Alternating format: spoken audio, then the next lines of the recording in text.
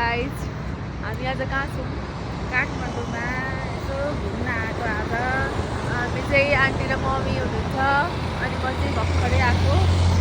अनि यो चाहिँ काठमाडौँको तिलगङ्गा एयरपोर्ट छेउमा हो ल आयो भनिदिनु त आइ म पनि आयो भन्नु त तपाईँ चाहिँ कहाँ हिँड्नु भएको अरे हामी काठमाडौँ आएको होइन कहाँ हिँड्नु भएको अरे ए अहिले पशुपति तपाईँ चाहिँ कति बेर पछि ल मम्मी चाहिँ पछि पछि हिँड्नु भएको अरे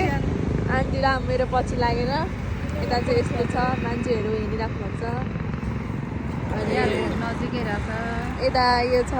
एयरपोर्टको छेउछाउको यो एरिया यहाँ चाहिँ मेरो भाइ छ हाई भन् त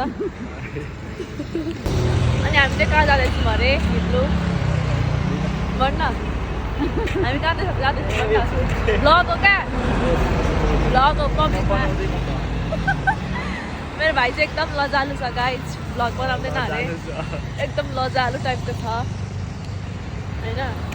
डन्डी खोलाएछ हल्का ठुलो भएछ अनि त्यस्तै छ गाइज अनि आन्टी चाहिँ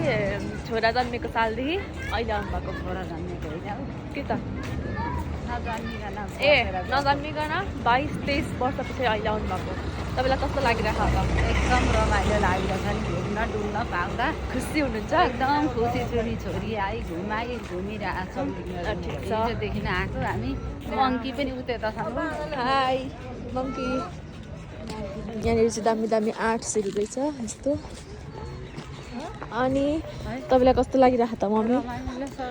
म आउँदा भेट हुनुभयो कस्तो लागिरहेको छ एकदम खुसी लाग्यो मम्मीलाई भनेको आन्टी बोलिराख्नु भएको छ तपाईँलाई कस्तो लाग्यो मलाई राम्रै लाग्यो यता हेरेर भन्नु न त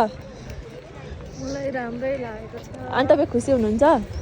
खुसी नै छु ए ल ठिक छ त्यसो भए